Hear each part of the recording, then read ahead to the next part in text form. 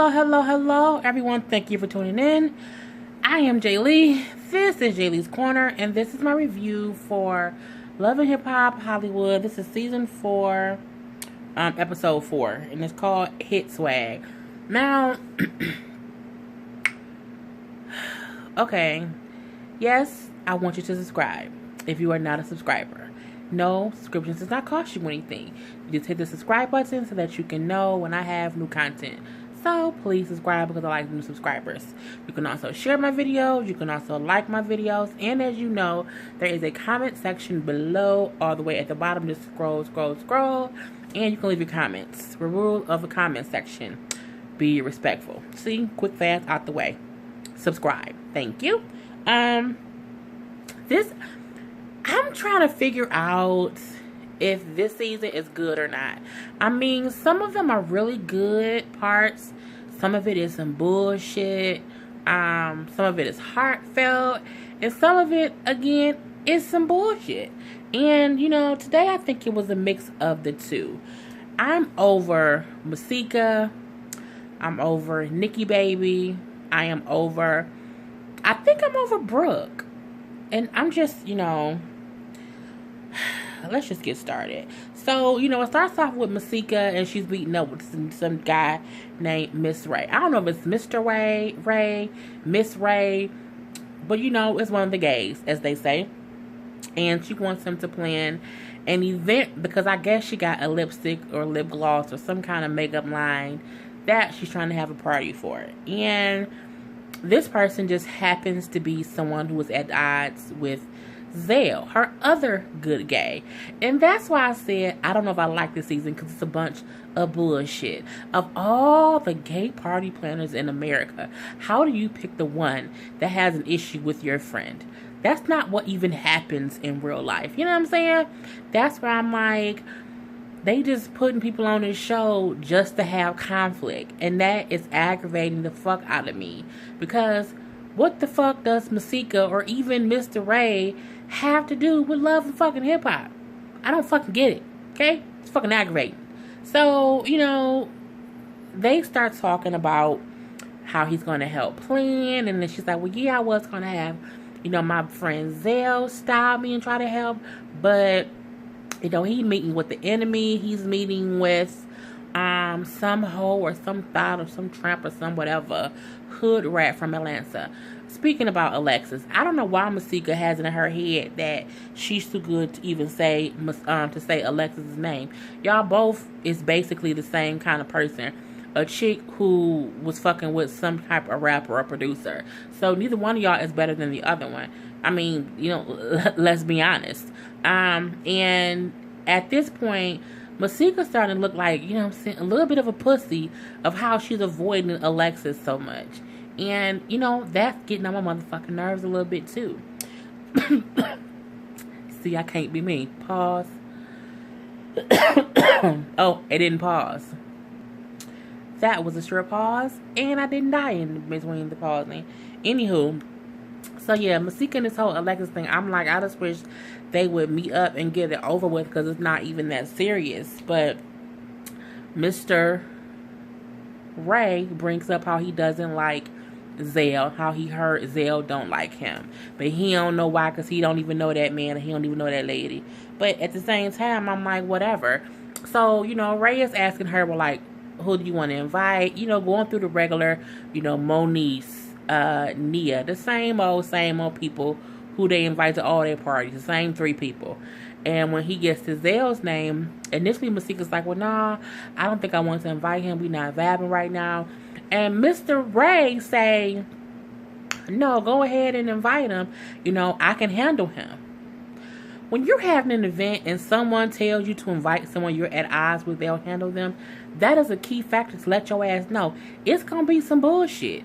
If you want a classy ass event, don't invite that person. Not only should you not invite that person you have beef with, fire the goddamn person who's telling you to invite the person you have beef with, because they ain't for you either.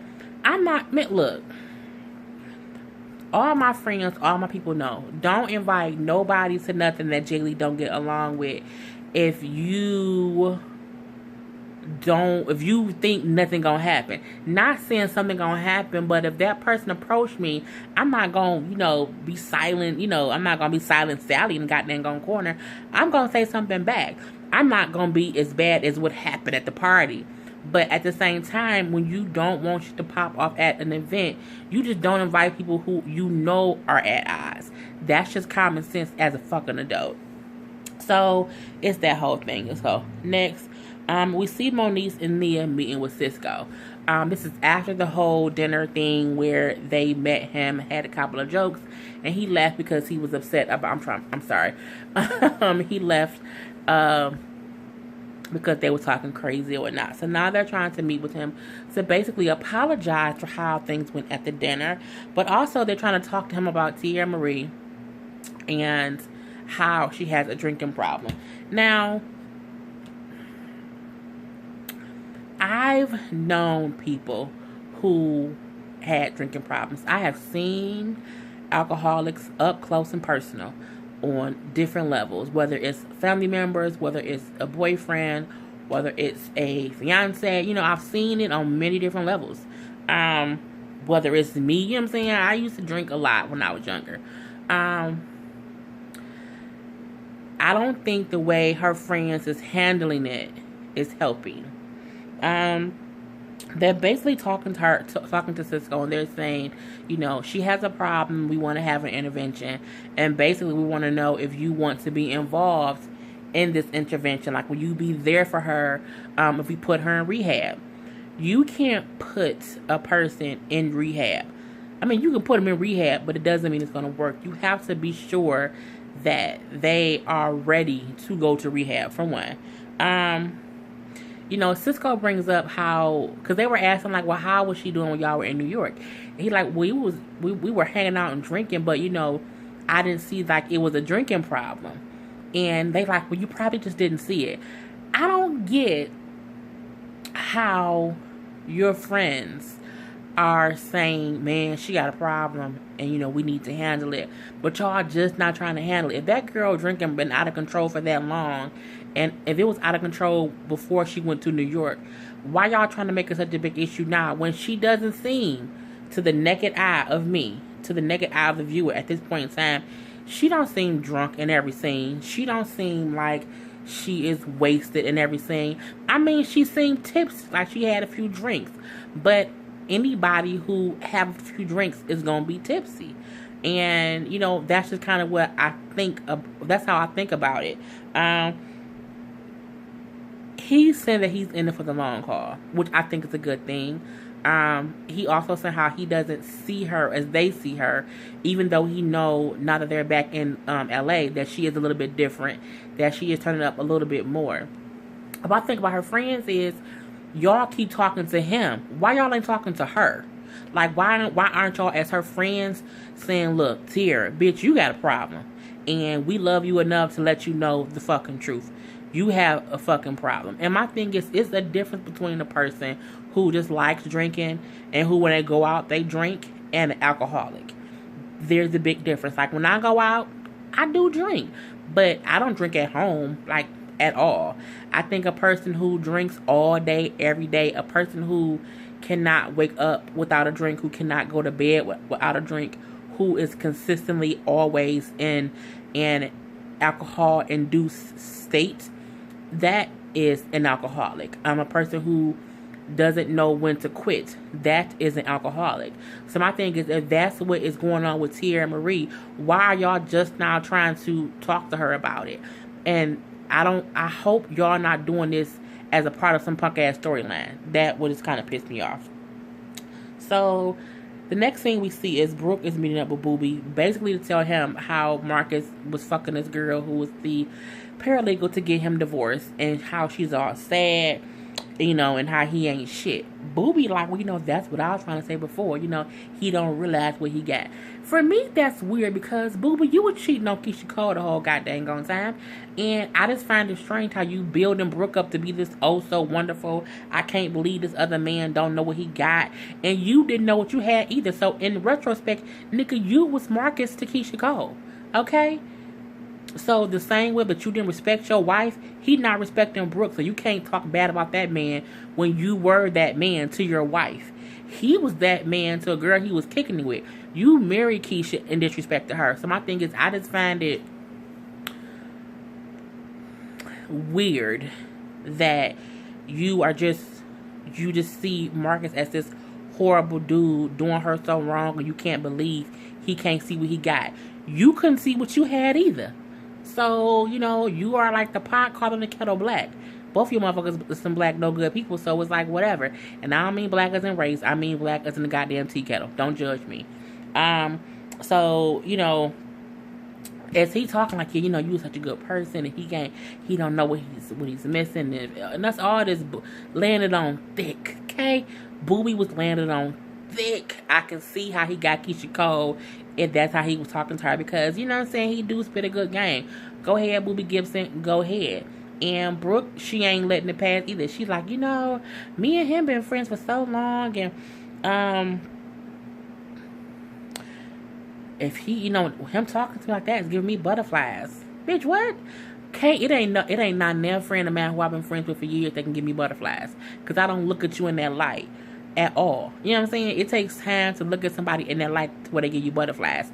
You and Booby been wanting to fuck. I mean, would you want to be where he cheated on Keisha with? I just want to know. I'm not sure.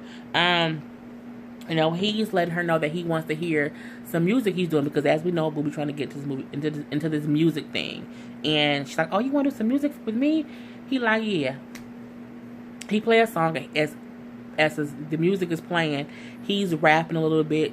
She's mumbling or singing along the hook and stuff like that. And, it could be a good song. I might check it out on iTunes to hear what it's like. But, he goes in to say how he never really talked to Keisha, his ex-wife or his wife or whatever, about his music, his love for music. He only talked to her about basketball. Well, because at that point in time, you were a basketball player. You are no longer playing basketball. So, of course, you cannot talk about music. So, whatever. So he like, well, yeah, maybe you can do some music together, see what happens. Oh, I would love to do some music with you, Booby. But Marcus might feel some kind of way. And then he like, I would love, if I could show him what he been missing or what he missed out on, that'll be my pleasure. Bitch, what? Niggas ain't shit, I tell you. But, I mean, him and Keisha are over and done with. But at the same time, come on now.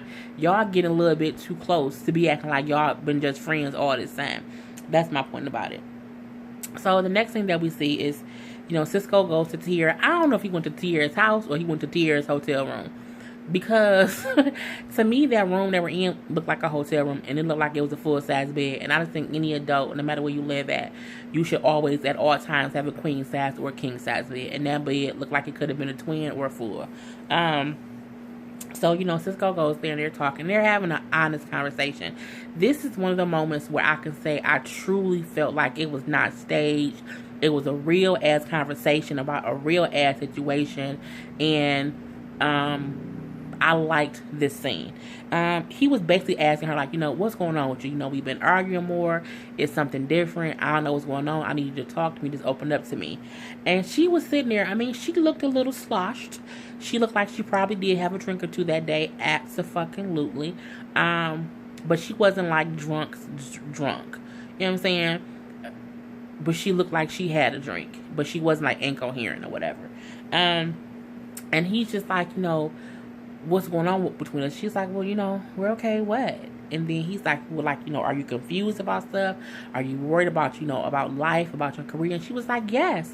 I'm very confused just about where I am in life, about my career. I can 100% get that, because everybody doesn't have their life all together. And at times, you do have those moments of, what am I doing in life? Where's my career going? What is my purpose in life? Where am I in life? And some people, when they have those moments of stress, of not knowing, of just being confused, just being a confused human being, some people are able to deal with that by writing. Some sing. I write, I talk. My best friend, she's a singer. My brother, he's an artist. My sister, she prays. Even though we all pray, But people have different ways of handling life. She happens to be a person who, when she gets overwhelmed with life, she drinks. Yes, it's a fucked up situation. And then, he's like, look, I'm here. You can talk to me. And she's like, well, I don't want to talk to you. She's like, I just feel like, I can talk to a bottle. And that was her way of saying, when I feel stressed, I don't know how to talk to people, so I get drunk. She didn't admit she had a drinking problem, but she admits when she has issues, she drinks. That is a good step to know a person is able to admit that that's what they do. She also says that she feels like she's, that's her burden to bear and she has to bear it alone. He's like, no, you don't have to. You have me. He admits, she's like, you just don't understand. And he's like, I understand more than you know. And she was like, you understand? And he was like, yeah, you don't know this, but I also been in rehab before, for alcohol and for prescription pain pills. He like, so I know exactly what you feeling, what you're going through. And then that's when she said, well, yeah, but you dealt with that in your own way. And I feel like I had to deal with this on my own. And she didn't say it as in, I don't need your help. She was saying, I've been single for so long. I've dealt with everything on my own. So I felt like this is something else I have to deal with on my own. And he was like, you don't know. You don't have to. I'm here. That was some real ass shit. You know what I'm saying? To hear a woman say, I've been by myself and I've been dealing with my problems in my own way, which isn't the right way, on my own. And you as a man who love her say, you don't have to. I'm here now. I was like, that's how you come through. Now, I don't know if this shit was fake or not, but I can say, for me, it felt like a real ass moment, and people who have freaking problems, that's kind of what they need. And they hug and they kiss and they kind of make up about it, and not a fake hug and kiss like, oh, okay, scene, cut. It was a thing of, her saying, I love you, I want to be with you, and he like, I love you too. It was a real ass moment, you know what I'm saying, between Cisco and Sierra Marie, and I loved it. Honestly, I really, really did. I felt like it was a stepping stone into her knowing this man, for at least right now, he has her back and he wants to help her. Hopefully she's open to the help, because sometimes you've been single or you've been on your own so long, you don't know how to receive assistance from people. And sometimes it can seem like the person helping you is like trying to boss you around and you don't accept it. So let's hope, she gets over that. The next thing we see is Alexis and Lucci. And look, I don't like Alexis' ass either. Just solely because, bitch, you came to the show just to check Masika, and I think that's goddamn petty. And also because you was fucking Lucci and you thought you was pregnant and y'all don't even know each other a month. Which means y'all ain't using condoms, and that irks my goddamn nerves. So, they meet up at a goddamn strip club. He's saying how, he is not ready for another baby. And, so he hasn't talked to her. They haven't spoken about a week since she told him that she thought she was pregnant. And, then they have her saying, of course, this is all confessional talk, how, she was confused as well. She doesn't know, him and her just starting out. But again, y'all was the ones who started fucking without no condoms, okay? So you can't have sex with a stranger with no condom and then be mad if somebody gets pregnant. That ain't how life go, okay? Get that shit together. So, she get there. And my first question was, why the fuck is y'all meeting at a strip club to talk about pregnancy? Like, y'all can go to the goddamn Olive Garden, like to a Red Lobster. I mean, go somewhere, y'all can't go to y'all house. Like, why does no one meet at houses? Do y'all not have houses? Like, bitch, I'm not trying to go to the goddamn strip club to talk to the nigga I'm fucking about if I'm pregnant or not. You better come over my house, or I'm coming over your house, or we can at least, I don't want to meet in the park either. I'm just like, why the strip club, man? It was just stupid. So of course she gets in and she's like, I'm not pregnant. And, he's like, okay, that's cool, because I kind of wasn't ready either. And they both come to the conclusion that they need to slow things down. And my thing is, the first thing y'all should do is start wearing condoms. Okay? Do that first. She also talks about, well, I wasn't ready too, because, you got that crazy baby mama. And, I wasn't ready for that, and that's a lot to deal with, and you need to check her because she still be popping off at me on social media. If your biggest concern about the man you dating is somebody talking to you on social media, bitch, you childish. Okay? If you don't block that person and just, who cares? Bitch, who cares? I'm like, that is so aggravating with people now. I mean, fuck social media. So, but he do tell her, I'm going to get it handled. I'm going to deal with it. I'm going to have her leave you alone on social media. Whatever. Next we see Marcus, and he's trying to meet up with Brooke. And his friend has let him borrow a house, rent a house, come over to the house. We just know it ain't his house. And it's up in the Hollywood Hills, so it has, a great view. And he wants to have a date night with Brooke. Brooke come to this date night. And, he's there to basically apologize to her for fucking the paralegal, not telling her that he wasn't married and all this other stuff that he did. And, Brooke came in and she like, if I had panties on, you would be the last person I would take them off for. Bitch, who comes to meet their ex without no panties on? Like, why? I mean, and if you don't have panties on, why you gotta mention it? Like, who? I just don't. For me, Brooke is very much so an actress. You know what I'm saying? For me, I feel like she's playing a role in some sort of way. Because to me, that's just not a natural thing someone would do. But like, you know what? I'm not going to wear panties. And I'm going to tell him I ain't, it just seemed, it was very fucking staged. It just did not seem real to me. So for that reason, I feel like she's playing a character. Not saying that she's fake. I'm not saying that she's a fake person, but I'm saying she is thinking about what she's going to do and say before it happens. So for me, it's not really reality. Because you purposely didn't wear panties to tell him that you wasn't wearing panties, to tell him that you were not going to be able to stay at this date because you were going to the studio with Booby without no panties on. And, Marcus like, oh, you want to meet up with Booby? Okay, so Marcus cracks a joke like, oh, you going there with no panties to help him with his non-existent music career. That to me was funny because technically Booby don't have a music career. So, you have no panties on, he has no music out, you ain't getting yang. But again, she left with no panties on to go to the studio with Booby. And she's clearly just trying to make Marcus jealous in whatever ways. Basically because he did the same shit to her. You know what I'm saying? He was wrong and he fucked around on her. So she doesn't have to be there for him. She doesn't have to be nice to Marcus. She can absolutely be an asshole to him because fuck him. He was cheating. But I just feel like she, and everything she does, it's a theatrical reaction to stuff. You know what I'm saying? That's just what I think. So yeah, that's all that was. There was a little scene where Marcus, A1, and Lucci met up, and I'm gonna sum this up real quick. A1 tells Marcus, you can't get mad at Brooke for wanting to go hang out with Booby because you basically did the same thing. You was hanging out with a chick, kicking it with a chick behind her back, so you can't get mad if she's trying to make you upset by now going to hang out with Booby. Boom, point one.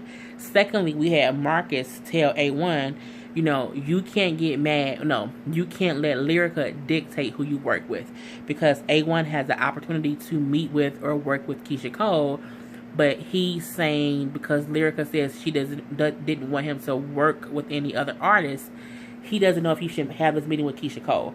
But it's Keisha Cole, bitch. It's your wife was your wife. Abso-fucking-lutely. But you are a businessman. You are a producer. And for what I hear, you're a successful producer. You can't let your wife dictate who you work with. And your wife shouldn't want to dictate who you work with. She is trying to control your dick, not your money. Okay? And if you have to make your man not work with women in order for him to not fuck other women, he shouldn't be your husband. Point blank, period. So yeah.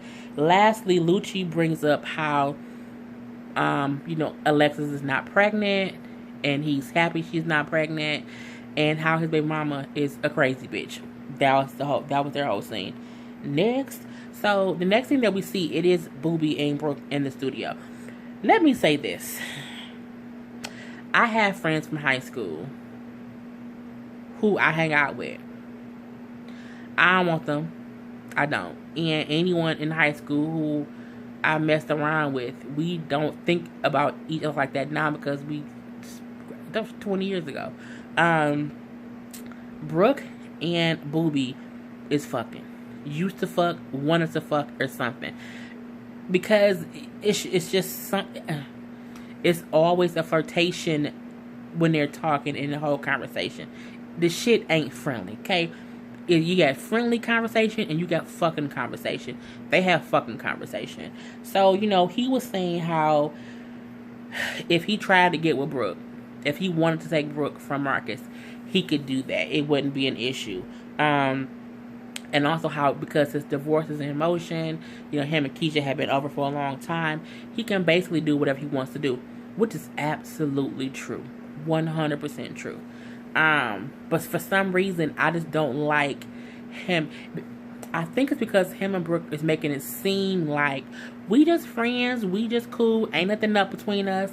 It's not even like that. But in hindsight, yes, the fuck it is. But my thing is, it's true, y'all ain't together, y'all getting divorced, but you're not gonna be bringing back no hoes and fucking other hoes while you living in my house. Like, if you stable enough to start up a whole new relationship, get your ass up out my goddamn house. That's just my thought process. I don't think a couple who was going through a divorce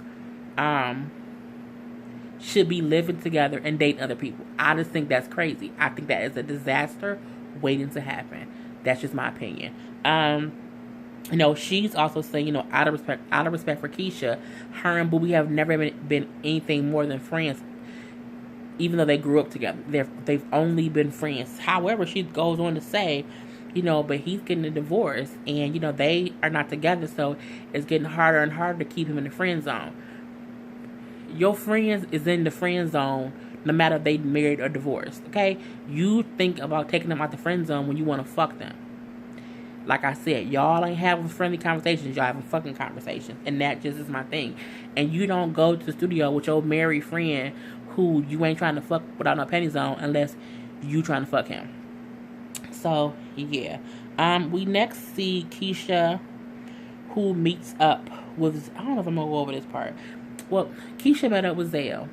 Zell basically just told her all the stuff about, him and Masika getting into it and all that mess. And, Keisha just says, Zell can be an asshole. She also tells him, look, because Zell brings up how he was supposed to style her for the party, and he decided not to because of the situation. She's like, look, at the end of the day, you a worker. You got to get your coin. Don't let nothing come between you and your coin.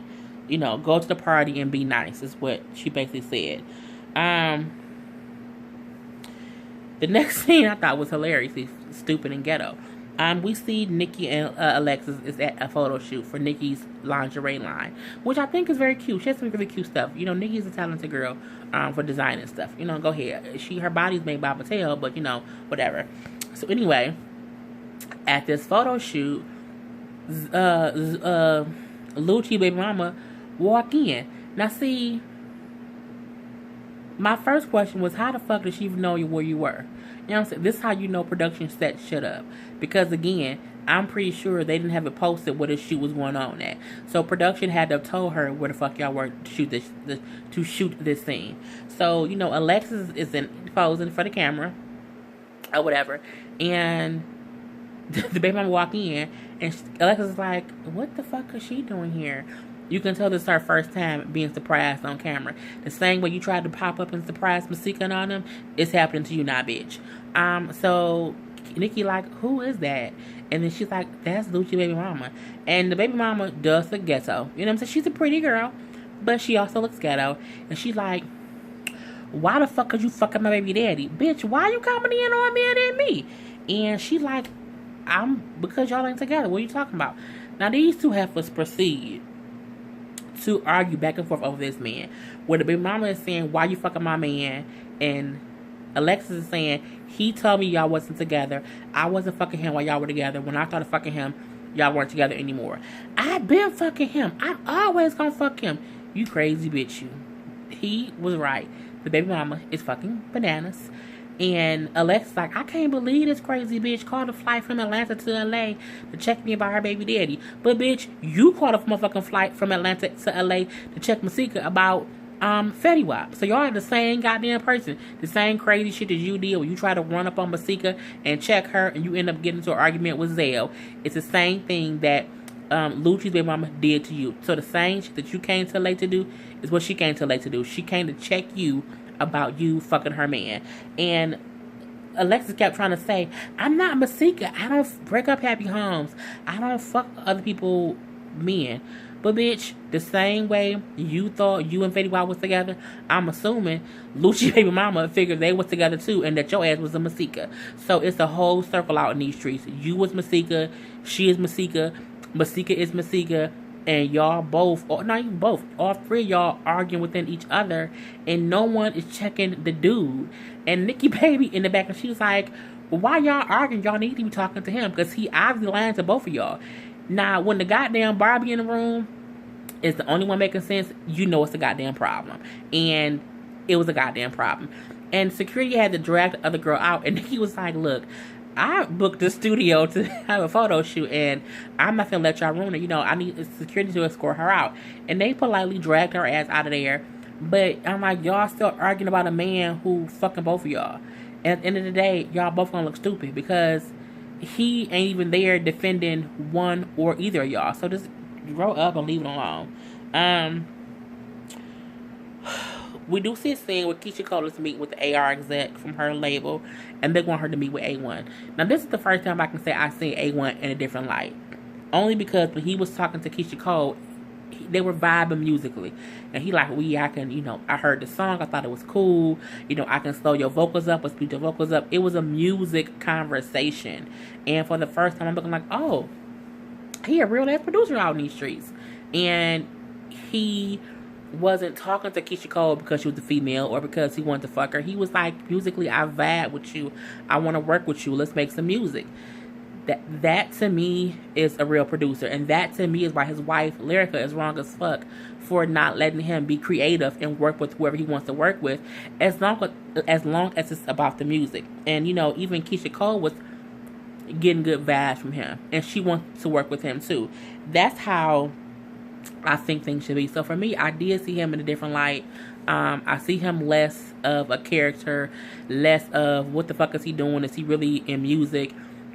Because, she's on, I think Keisha Cole is on Epic. So for them to know him enough to say, hey, let's mesh the two, I think that's a cool thing.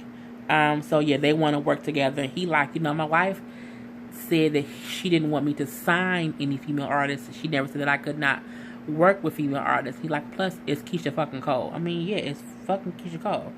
The next scene that we see, Cisco is taking Tia to it's like a medi spa. It's basically somewhere you go where they give you IVs, like an IV drip. It is basically to detox your system from if you have like a hangover or different things like that. It was a good first step. She was happy he was there. He held her hand the whole way. And, it was a way to help her start on this road to being sober. And for me, it was a good thing that he just helped her take a first step to try something different. And, they walked in hand in hand and they walked out hand in hand, and she felt a little bit healthier doing that. So that was... This is the last scene of the evening I'm going to talk about. First of all, Masika titties look painful. Masika titties look like they are straining to break out of her skin. Like, Masika titties look worse than Monique's titties. Monique's titties are just huge. They're so huge, they look fucking awkward on her body. But Masika's titties look like, I don't know what. They look painful, like they hurt. Like, not like they hurt her, but like her titties themselves hurt. Like if you're a woman and sometimes your breasts just ache. I mean, it looks like her breasts are just saying to the world, I'm in pain, help me. That's what her titties look like to me. Anywho, Monique and Zell comes in, and of course they say hi to Masika at this little lip gloss party that she's having. And Masika is a petty bitch, and she walks up, when she does, give a hug to Monique, when Zell goes in for a hug to try to make up with her, she kind of is like, oh, no, thank you. She then says, well, I'm going to take my real friend, and takes Monique and said, we're going to go over here. And Zell like, your real friend, petty bitch, Masika was. And he mad like, well, bitch, in his confession, why would you invite me? That was just rude and dismissive. If you didn't want me here, bitch, if I'm not your real friend, why did you, have me come? I agree with that. if you ain't rocking with me, why did you invite me? And he kind of feels the same way. So he like, it's okay. All right, take your real friend. We'll talk about it later. And, he's upset. So then from there, you see Mr. Ray, and he's about to start the presentation or whatever. I mean, the party was just at like a bar. It looked like it was just a regular table with the lipsticks or the lip kits or whatever it was that she's selling, which is on a regular table with a black tablecloth. And Zell, I love Zell. Zell goes to say, as Mr. Ray starts talking, he lays on the goddamn table. Oh my god. Oh my god, you are so tired and I'm sleepy. And he lays down because he's talking about Ray is too tired and it's making him sleepy. And, he asks him if anybody got a pillow, and he's laying down on the damn display table. And it was just like, who the fuck does that? So, he like, you sleepy and I'm tired. Like, I'm laying down. Like, this is a boring ass party. All you did was have a tablecloth with the lipstick laid on it, and then you had like a 99-cent, it was just the funniest shit. He was basically saying, you not even a real party planner because you didn't do anything. Like, you probably just booked a location and you bought a table, put a cheap tablecloth on the table, and then you just threw the lipsticks or whatever on the table.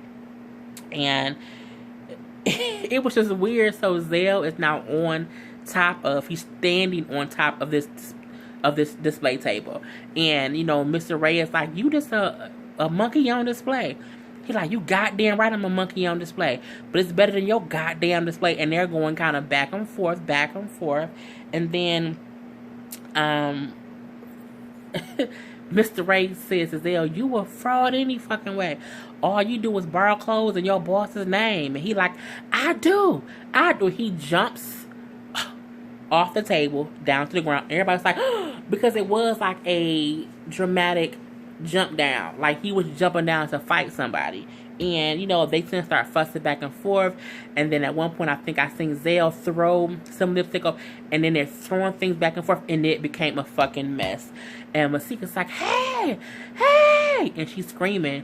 No one's listening because you got two gay men yelling and fighting back and forth, throwing stuff. And you see the people like, but that's what happens when you invite someone to your party who don't get along. That's what fucking happens. Which is why your dumb ass should not have invited Zell. You also should not have used that party planner because he insisted that you invite him. So, they did end up taking Zell out first. And he was still yelling like, fuck you. They, yelling back and forth at each other. And she was getting mad at Mr. Ray, saying, I expected Zell to act a fool, but you acted a fool right with him. You told me to invite him, but you said that you would get it under control. Well, you a fucking idiot for listening to him. And she's like, every time Zell got out of pocket, you follow right behind him, so you wasn't any better. So I need you to leave too. So then they show security escorting him out, and he's cussing and fussing and all loud. So that was the end of the episode. I mean, let's see what happens next week. I mean, they just get on my goddamn nerves. But, as I say every video, I am Jay Lee. This is Jay Lee's Corner. Until next time, people. Peace.